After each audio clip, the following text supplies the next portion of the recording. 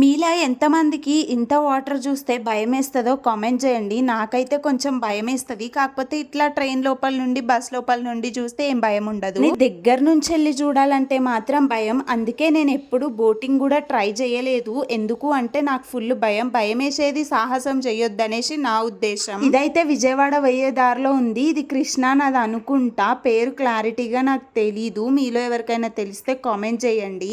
ఇదంటే ఇదని కాదు, ఇంకా వాటర్ ఉండే, కాకపోతే అవన్నీ వెళ్ళిపోయిన తర్వాతకి మేబీ ఈ మట్టి కనిపిస్తుంది కదా, ఇక్కడంతా కూడా వాటరే ఉండేవేమో. మరి ఎవాపరేట్ అయ్యాయా ఏంటి అనేది మనకు తెలీదు. కానీ చూస్తున్నారు కదా, గుడిసెలు వేసుకొని మరీ ఉన్నారు.